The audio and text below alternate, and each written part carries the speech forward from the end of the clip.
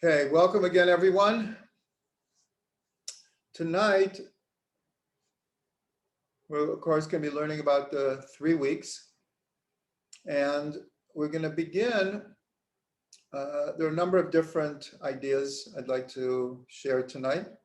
We're going to start with the idea that I believe we learned it a few weeks ago already, that the Mishnah in Ta'anit tells us that 5 things occurred on Yud Zayin B'Tammuz, and 5 things happened on Tisha B'Av.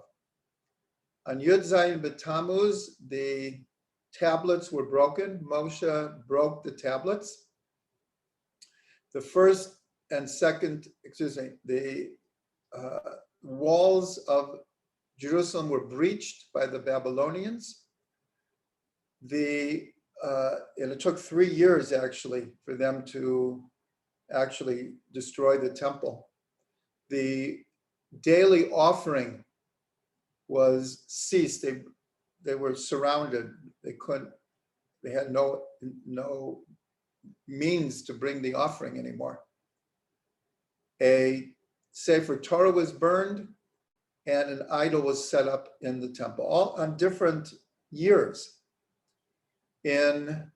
On Tisha B'Av, the spies came back and the people cried and said, let's go back to Egypt. And God said, the Midrash says, you're crying for no reason. I promised to bring you into the land. You're crying for no reason. In the future, on this date, you'll have what to cry about. So the 2 temples were destroyed on Tisha B'Av, and Beitar, the last holdout in the Bar Chachma rebellion, was captured, and then it was plowed under. So the question is, how does it happen that so many things will occur on the same day in history? What's the dynamic? How does that work? So we have a couple of possibilities. One is the way we usually look at, let's say, a holiday or a tragic event or a fast day, is we observe it on the day that it happened. That's very straightforward. Or when the Torah tells us when to observe a certain holiday. But when things happen on a certain day, then, like a birthday or a yahrzeit, we commemorate them. That's one possibility.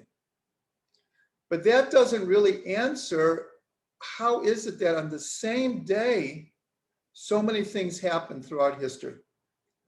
And we already mentioned in previous times that on Tisha B'Av, throughout history, many other tragic events occurred, including the Inquisition. The last day that Jews had to leave Spain during the Inquisition in 1492. There was also an expulsion from Portugal. In World War I and World War II, many different important dates happened on Tisha B'Av. So we're going to look at 2 possibilities of how that happens. And to do that, I'm going to read 2 verses in the book of Shemot. If anyone wants to follow, we're in the 12th chapter, the 41st and 42nd verse. In other words, 12, 41, 42. And it reads like this. This is talking about in preparation of coming out of Egypt. Vayehi miket shloshim shana, va'arba ma'od shana. And it was at the end of 430 years. Vayehi be'etzem hayom hazeh. It was on that very day. Yatsu kol tzvaot Hashem me'eretz Mitzrayim. All of the host, meaning the people of Israel, the host of God, came out of Egypt. And the next verse continues. Leil shimurim hu Hashem. It is a day of guarding for God. Lahotziam me'eretz Mitzrayim, to bring them out of Egypt. Hu halayla hazeh, this is the night. Lashem shimurim lakal b'nei Yisrael adoratam, a guarding for God and for all of Israel throughout the generations. Okay, so let's look at what Rashi says. Rashi says, what does it mean, Vayhi be'etzem hayom hazeh, on that very day? What does that mean? So Rashi says, Magid shekevan shetagia haketz lo achvan hamakom keheref ayin. So it says, when the time came to bring them out of Egypt, God did not even wait a blink of the eye. And Rashi continues, and this is the key. Nisan, on the 15th of Nisan, Ba'u Malachei Hashoret Eitzel Avram, on the 15th of Nisan, the angels came to Avraham, the Basro, to inform him and Sarah that they would have a child. B'chamisha asar b'Nisan nolad Yitzchak. And exactly 1 year later, on the 15th of Nisan, Yitzchak was born. Ube Tu b'Nisan, and on the 15th of Nisan, this is the first thing that happened, Nigzara Gezerah Beina B'Tarim, what's called the covenant of the pieces that God made with Avraham, also happened on the 15th. Rashi continues, so what does it mean, a day of guarding for God? Shahaya Kadosh Baruch Hu shomer u'mitzaper lo lekayem havtachato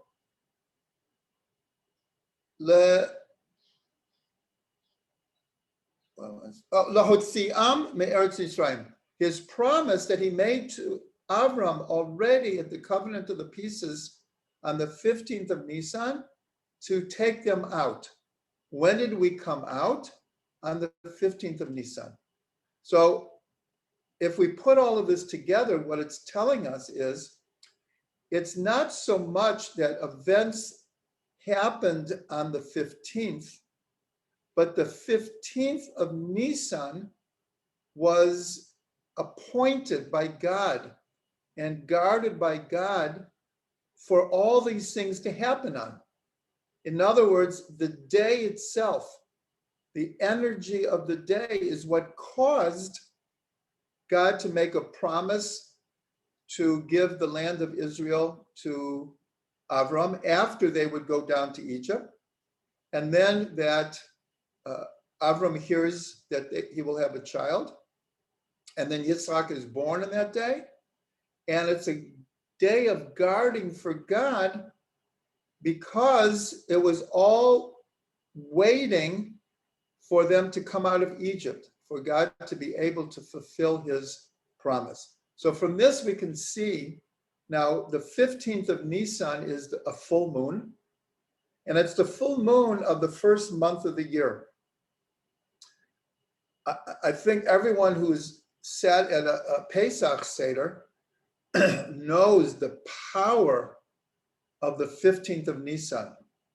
The energy is palpable.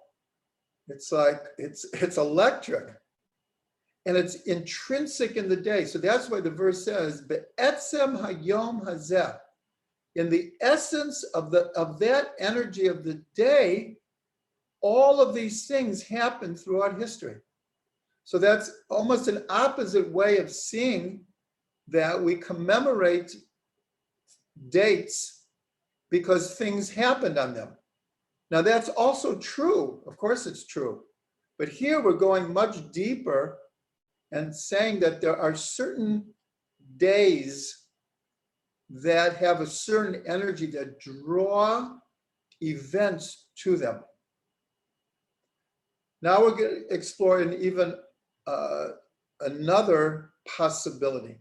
And that is based on the Midrash that I already said, that God said to the people, you're crying on this day for nothing. In the future, I will give you something to cry about. You will have what to cry about. And therefore, we see all of these things, tragedies, happening on Tisha B'Av. So the question, though, is how does that work? So for that, we have to understand a little bit about time. There's 4 different ways of experiencing time, and they're all true, and they're all happening simultaneously. One is, we'll call it the chronological passage of time, past, present, future. It's called the arrow of time. Things, it's like a river that's flowing. Time is just flowing, and we're, as it were, flowing with it. Then there's the idea of a circle, cycles. And we have, every year we have Rosh Hashanah, we have Sukkot, we have Pesach, we have our birthdays, we have Yitzchak. In other words, the circle of the year comes around every year. Next, you take the circle, and on a much deeper level, we experience it as a spiral, meaning it is a circle, but every year, the trajectory moves up a step. But what that means is, if we're going like this, if you take a point and you go vertical, so then every Pesach will connect. Every Rosh Hashanah will connect. Every birthday will connect. So it is a circle, but it's on a higher level. It's a spiral. And that's why, just for example, because we mentioned we're talking about Pesach, I'm sure everyone's had the experience of sitting at a Pesach Seder, and all the previous Pesachs like come to mind, because they're all there in the spiral. It's all connected. All the previous Pesachs are connected. And for Am Yisrael, it's like 3,300 years of the same point on the spiral connecting. That's what it makes so powerful. And the 4th experience of time is what we'll call divine time, where past, present, and future, at least in potential, are all happening at the same time. That's why God can give a prophet a vision of the future in the present moment. And that's why in our memory, we can go back to the past and experience it in the present. So here we want to work with the spiral, this idea of things happening on the same dimension, the same line of the spiral. But we're going to add another dimension here, and that is what we're going to call the gravity of time. What do I mean by this? Einstein revealed that space and time are intrinsically woven together. You cannot separate time from space. So how does gravity work in space? Is mass exerts a gravitational pull. You have in our solar system, we'll use our solar system as an example. The sun is the greatest mass in our solar system. And Einstein revealed, Newton already knew about gravity, but he didn't know how it worked. So Einstein explained, because the sun is the biggest mass, it warps space. And that's why the Earth and all the planets go around the sun, because space is warped by the gravitational pull. Now, if we take this idea, and we're talking theoretically here, the same can work for time.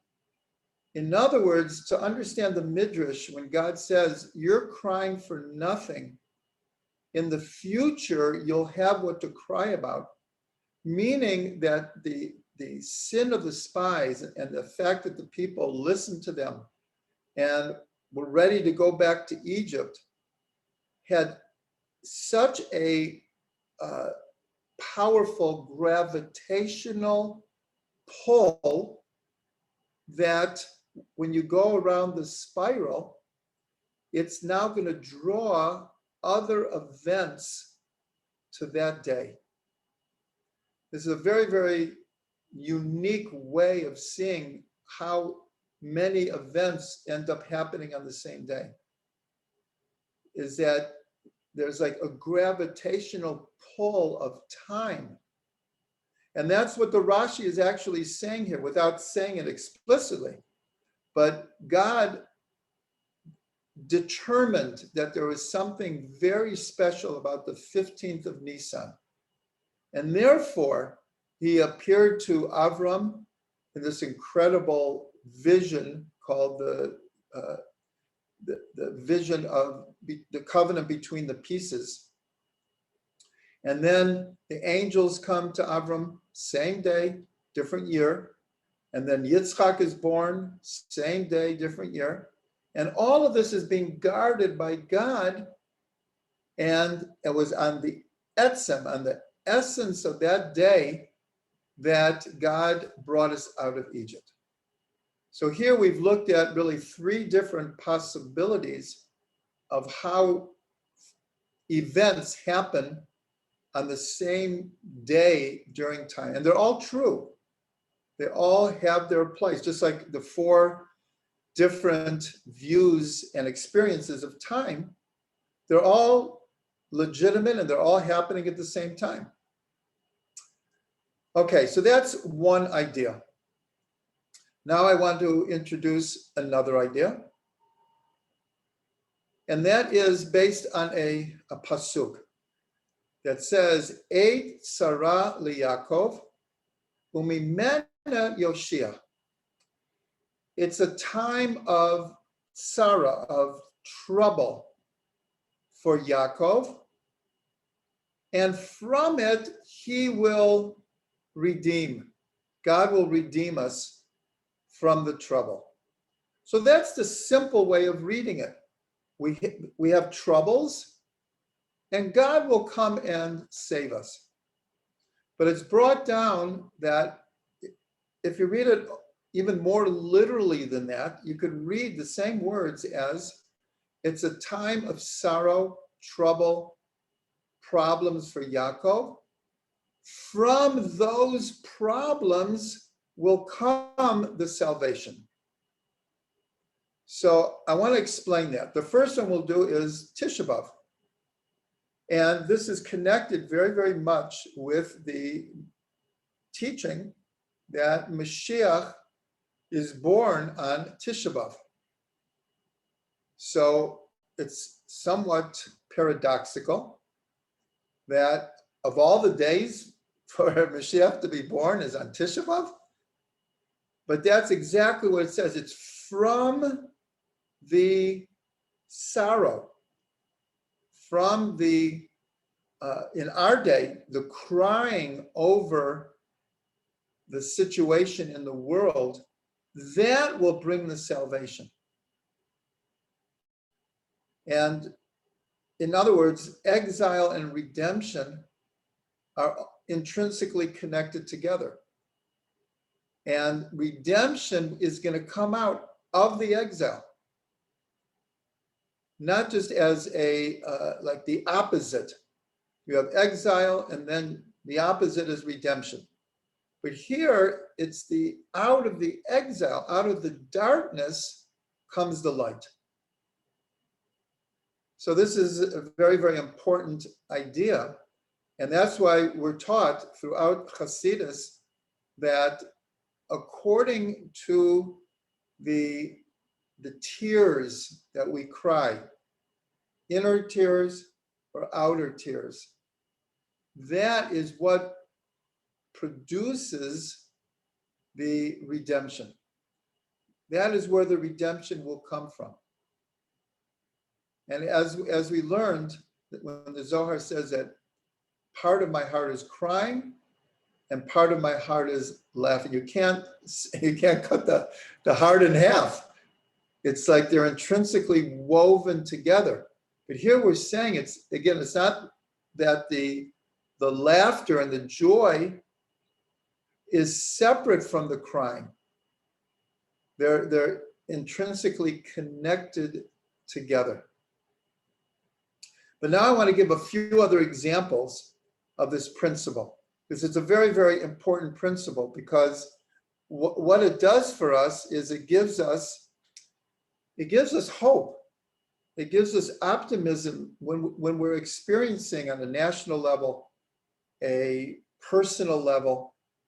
If we understand that the seed of redemption is in the very problems that we're having.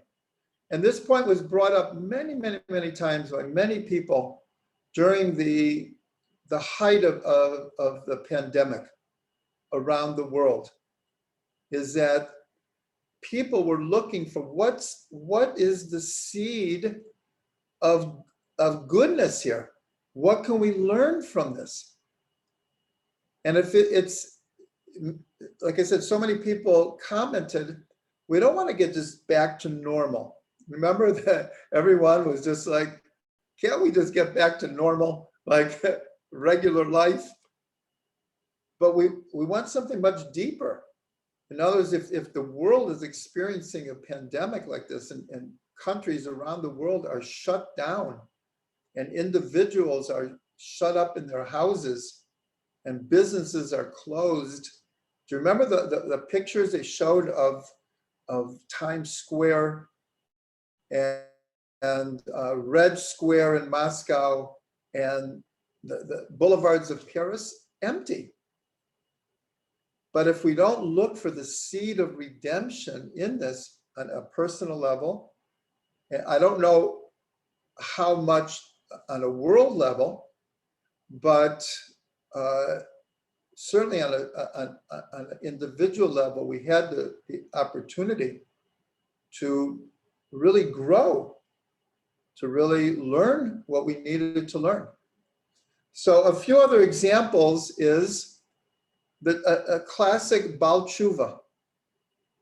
Now, there are many, many ways that people come to return to Judaism. One of the ways that is definitely experienced by a lot of people is when one's present situation becomes so unbearable and unrectified and dissatisfying and frustrating, then we're open for something new. And this happens to a lot of people. It's only when, let's say, our previous lifestyle or our previous worldview, we run into a brick wall. We feel like this is not who I am. This is not where I want to go. This is not fulfilling. From that comes the opportunity to connect to God, connect to Torah. Now, it doesn't mean that everyone who does tshuva goes through this process, but many, many people do. Many, many people, out of the darkness comes the light. Another example is Taharat Mishpacha. Taharat Mishpacha are the laws of husband and wife when it's appropriate and permitted to be together intimately, and when not. Based on a woman's menstrual cycle, there's times of the month where husband and wife literally separate and have no relations, don't even touch. And then after usually 12 days, woman goes to the mikveh, and it's like wedding night. Mikveh night is the holiest of holy. But what makes it the holiest of holy is the 12 days of separation leading up to it. We know the expression, familiarity breeds contempt.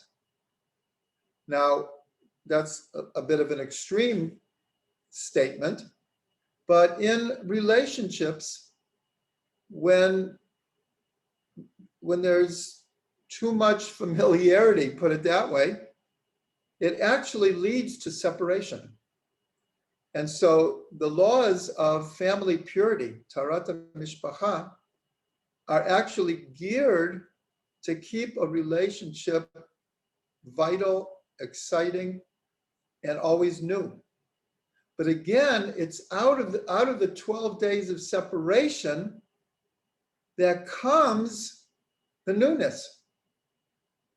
So that's another example of our original verse, a time of trouble for Yaakov, and from it, the salvation will come.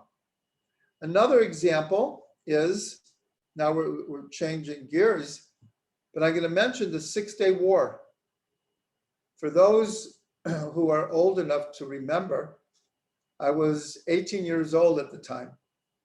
And for the whole month before the 6-day war, there was an expectation in the world and in Israel that Israel's days were numbered. The Arab nations announced to the whole world that they were going to destroy Israel. The United Nations, which had a buffer zone, and pulled out, and people were absolutely expecting the worst, another Holocaust.